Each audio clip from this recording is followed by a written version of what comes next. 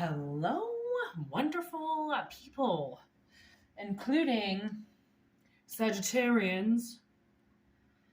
I have a feeling there's a lot more in the house than just Sagittarians. I did not clean underneath my nails. My apologies if it's a little dirty. Okay, so as you can see, I've got some cards laid out here. So I have this deck. Okay, what's it called? Animal Spirits Knowledge Cards. Sudin Sun Boulay. Okay, I got this particular deck from a very special reserve from back home. This particular native reserve was very close to me. I grew up there in its lakes, and it's a very precious place, and a lot of abuse went on there, and a lot of children were taken, and it's a place of healing a broken heart. Okay, it's very sacred land. Anyways, so I've had these cards. I believe my sister bought them. I'm pretty sure she bought them. This might have been even when she was married. Again, we should just go to this place, get gas, get smokes, go to the museum, and then come home. You know, it was like a whole thing we would do.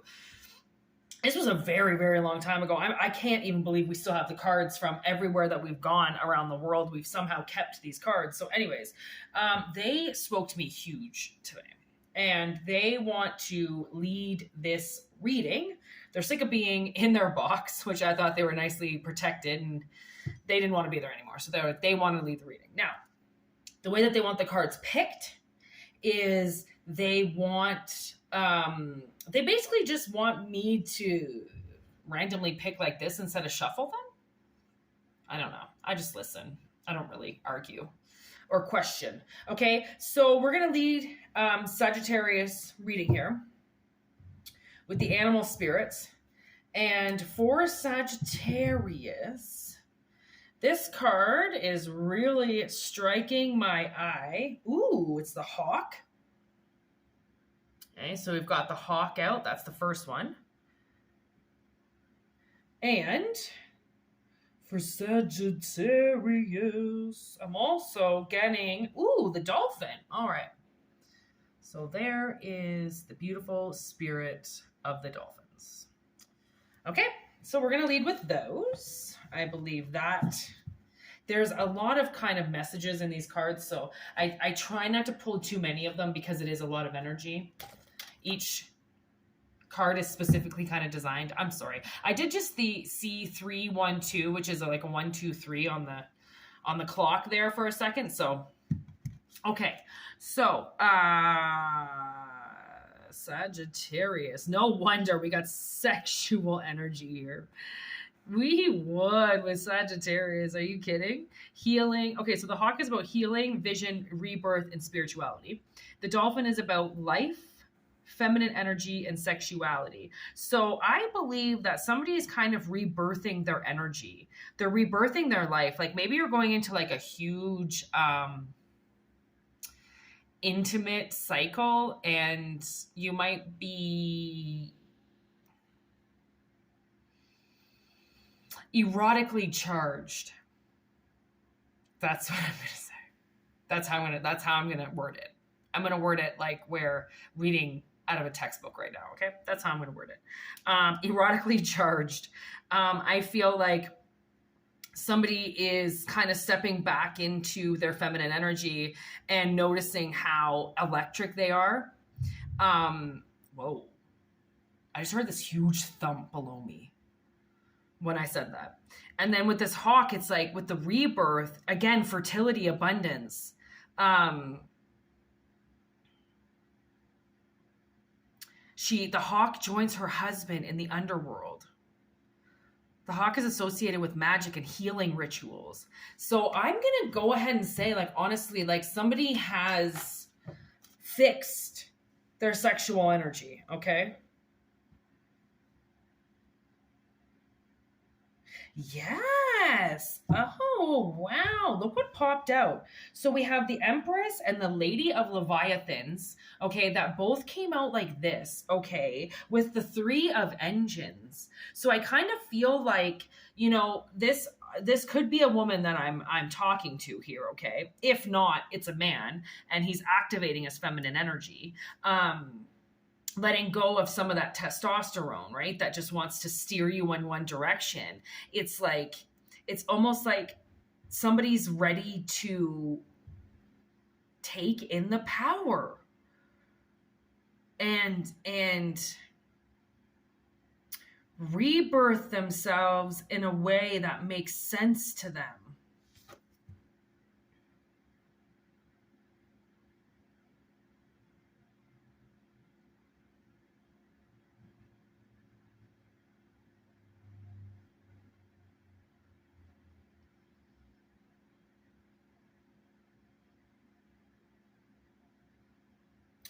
So what she's doing here is she's making her world look prettier. Okay, that's what her it's she's working, okay, but she's working like this would be the lady that does the gardens and make sure that the house looks beautiful. And but the thing is it's almost like somebody's gonna make themselves appear more beautiful now, right? Like maybe you've given up for a while and you're going to take back over your sexuality again, right? It's like you see both sides of yourself now and what you're capable of doing, and what you're capable of doing is stepping into your energy now, stepping into what's owed to you, okay? The feminism inside of you, okay? It's either that or there's a male that's looking at you and you are the feminine sexual energy they've been looking for. Because that's the thing, is like sometimes people don't match sexually, okay? They could be best friends, they could be completely attracted to one another, but in the bedroom it's just like night and day. Like one person goes one way, the other person's going the other way, and it's like, okay, let's get on a rhythm, but you can't. It's kind of, what it's reminding me of is the beginning of Bridesmaids.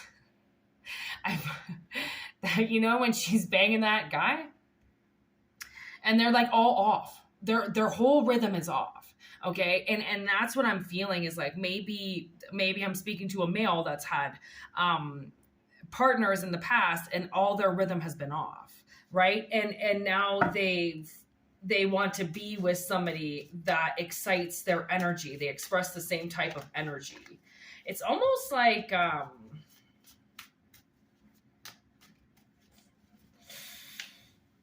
I don't know if someone's making their way to you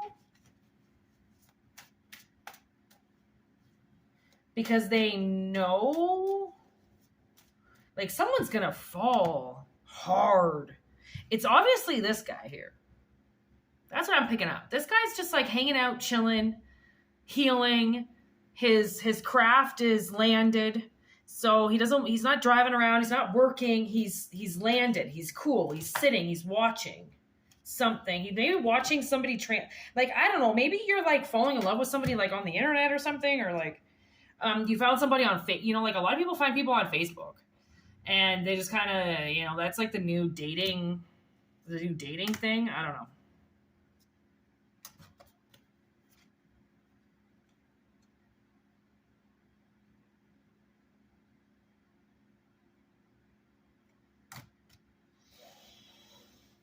Oh, okay. So, I'm kind of thinking it's these two people here. Because, he's looking at her, but she's looking at the camera, right? So it's like, I don't know if you're falling in love with like somebody who takes selfies. And, actually, yesterday I was at the mall and I was watching this girl take selfies of herself, and she was like making all these like funny faces and stuff. And I'm thinking to myself, like, man, that kind of must suck. Like, like you got to sit by yourself and like try to get friends, but clearly someone's watching you, or like somebody's watching. Like I do feel like this guy's got his eye on somebody, okay? And whoever this Lady of Engines is, okay, just the Lady of Wands, it's kind of like she's exciting him. He's the captain of submersible, so he's the captain, he's the King of Cups. And she's this queen of fire, this thing that is igniting him to go towards her. So, like, I don't know if you're drawing somebody in, but somebody can see that you are some type of lost city. Like, you are something that they've been looking for quite a long time, is what and they have no problems coming right towards you. Okay. No problems coming right towards you. And the thing is that this person might disguise themselves as a friend. They might come in and like just try to talk to you or get to know you again. Like, I do feel like this has something to do with social media. Messenger of air. Yeah, there it is. There's the message with the Hierophant. It's like they ask you out. It's like they ask you out. It's like they finally get the courage to sneak up and say something. So that's how I feel like maybe they are going to get you to trust them in some way. Okay, they're going to get you to trust them, and that's where the message comes in.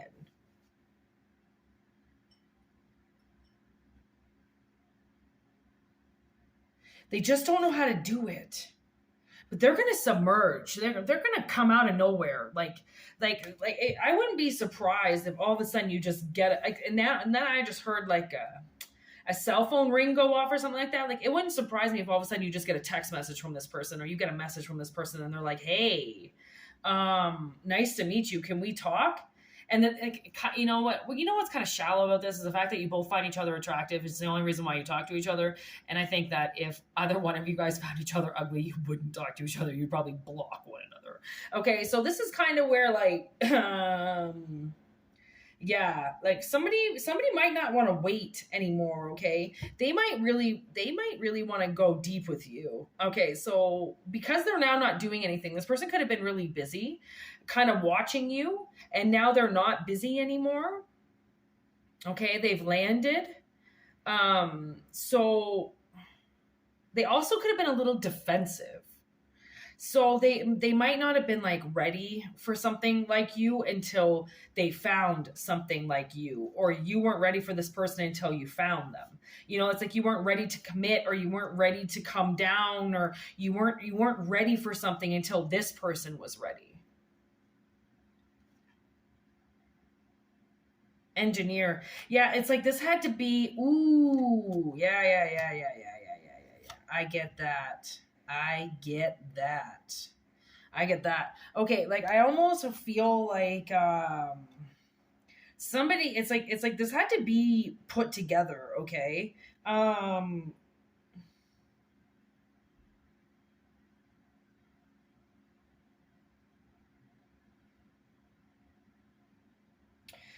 Somebody might have had a hard time hanging in relationships. Somebody might have had like cold feet, like runaway bride, you know, always running away from relationships, never like being able to settle down.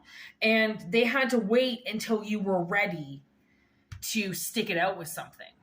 Hypothetically speaking, okay, you're not willing to like hang yourself in something forever, but they had to wait until you were ready for something to come together that you were going to hang out with. Okay, you could have been the type of energy that ran from things, right? So commitment would come that you designed, and then you realize how powerful you are, and then you run away from it. Or you realize how powerful the situation is going to be, so you run away from it. Right? It's like somebody couldn't get this until they were ready to be in it. Because I think this King of Cups, okay, because you're so fired up, because you're Sagittarius, okay, it might be really hard for you to settle down because you know how attractive you are. So you just go from like person to person to person. But it's not like you're trying to. And people might even think that you're like kind of whorish because you're good looking. But the thing is that they are the ones that find you good looking by some type of norm. That's all it is. You might just find yourself average looking. You might not even find yourself that good of a cup of tea, you know, like you're just like, well, whatever, fucking people seem to make a big deal over me, but I don't really know why, right? So it keeps the fire going of like people coming in and out all the time, because you know, you don't understand why people are attracted to you, but you know that you've got something that brings people in. But now it's like you're leaving that, okay? Leaving that burden behind. Like, it's like you want to find something that's treasurable, okay? Not something that's going to break, okay? And something that you don't have to defend necessarily, like, or maybe you want to defend in a different way, okay? Because love makes you defend things, but in a different way, right? Not to hurt people, but to stand up for yourself, right? To stand up for what you care about, right? And then it's like perfect to bring somebody in as a friend, as like an ally, so then they know that they can trust you, because trust is everything. And then that's where the message comes in. They have to know that they can trust you with what they're going to say. I don't know who this person is. You know what's really weird actually is I watched this YouTube story about a guy named Michael Rockefeller that went missing from his Rockefeller rich family, billionaire family that apparently like owns the states or something like that. I don't fucking know. I don't really care. But anyways, they got a lot of money. This Michael guy, he was one of the sons, and he took off and went down to this tribe and worked with this tribe somewhere and then vanished. Nobody knows where he is. And then they say that National Geographic went down there to do a piece on tribes, and they think they spotted him down there. It's like he ran away and started a new life, right? He didn't want to be the Rockefeller billionaire or whatever it is, right? So like maybe you're dealing with somebody that has like a powerful family or somebody that's got some type of status somewhere, and they have to know that they can trust to say something to you, right? Maybe it's like a secret, you know, and they have to know that you're mature enough to be able to handle the situation, because maybe people aren't mature enough to be able to handle them, right? And it takes a very powerful person to be with this kind of person, because you have to realize, like, you know, look at Diana. She was too weak, right? Some people are weak and they can't make it with other people. And I'm not saying that this person's dangerous or something. Like, I don't really fucking know, but they have to know that. That's the thing is, you know what I thought too the other day? So I was like going all into like gaudy family and shit, right? Like I was like going crime boss. And I said to myself, like, what would I do if I dated somebody or married somebody that was massively breaking the law? Almost like that gangsta movie with, what's his face? Denzel Washington. Right? Like what, I don't even know what I Am Gangsta. I don't know what that movie's called, but anyways, you know, like what would I want to know, or would I not want to know where the money's coming from? And you know what I said to myself? And this was very surprising. Okay. You tell yourself what you think my answer was, as how abrasive I am and how I don't give a fuck and that nothing really scares me. You know what my answer was? I didn't want to know anything, because the thing was is that I felt like if because of I have huge authority issues, I feel like if I knew everything about my husband and I mean, for one, they can't use the wife, but if they were to like put me in a room, I think they'd be able to crack me, because I'm too fucking fragile in that way, because authority figures scare me, right? So I was like, I wouldn't want to know, because then they wouldn't be able to ask me anything. I'd be completely oblivious. I'd be like, dude, I don't know. I'm telling you, I don't know. I could take a million polygraph tests. They're all going to come out the same. I don't know. Because that's the thing, is like people have to do bad things. And as long as my husband wasn't out there murdering anybody, I don't think I really fucking care what he was doing. But I mean, unless he was fucking other bitches, then we got to go a different way. That's a completely different type of agreement. Okay. But if he's out there and like fucking selling weed or fucking, I don't know, muling, or as long as he wasn't human trafficking, because human trafficking I would never deal with. But I don't know, like however way you break the law, maybe he was fucking espionage. I don't know, fucking I don't know how. I don't even know why I was asked the goddamn question to begin with. I was like, who the fuck is asking me this question? Like maybe I was just asking myself. I don't really know. I'm schizophrenic. Anybody could be asking me at this point in time, right? I would hope that it's me, but as you can see, I'm very high functioning, so who the fuck knows who's talking to me at whatever time they're talking to me at. But anyways, I said no. Very surprising. Because then, you know what? And then I watched, like, you know, actually, now that I think about it, I did watch Sons of Anarchy, and Jax claims that he tells Tara everything, but he doesn't. Half the things that he tells her are fucking lies. He doesn't actually tell her the full truth. And that's what Gemma says to do. It's either full or it's nothing. You either have to know everything or you know nothing. But, like, who's going to tell you everything, really, when you think about it? They're not going to tell you everything. They're not going to take a little notepad down and be like, hey, I got to make sure I tell my wife everything. No, there's going to be things that they don't tell, or there's going to be things that they know that you're not going to want to know. Right? So, like, fuck. I don't know. Anyways.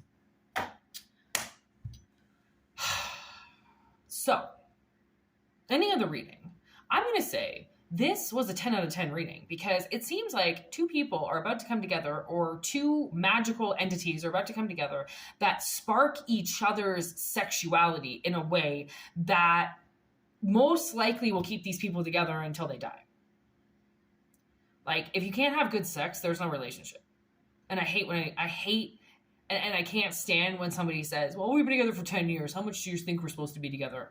Like, yo, you still should be banging at least 3-4 times a week. Why wouldn't you want to? That's the thing. Why don't you want to? Like, who doesn't want to have an orgasm? Are you kidding? You're just lazy. That's the thing. Is people get lazy. And then, unfortunately, that hurts their relationships.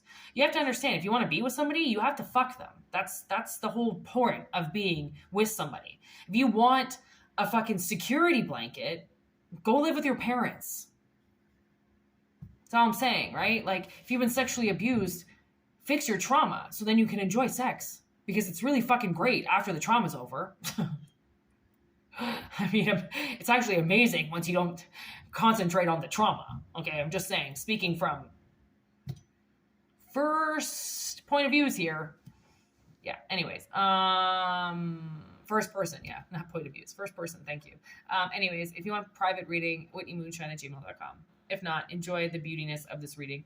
Thank you for everything. And thank you for the subscribers and the love and the comments and everything. This is an amazing channel, and it's growing, and it's only going to keep growing because I fight like a motherfucker in this life, and I'm going to keep fighting like a motherfucker in this life. And just because it doesn't come easy doesn't mean I ain't gonna still fucking do it. If I lived by the laws that everything has to be easy or I don't do it, I wouldn't be doing anything. So nothing in my life has ever been easy. As soon as I get an easy road, it gets fucking taken from me. So trust me, this is not easy, and it ain't gonna be easy, and I don't fucking care if it's easy. It's what I do. So anyways, peace out. Word to your mothers. Have a good one. That's it.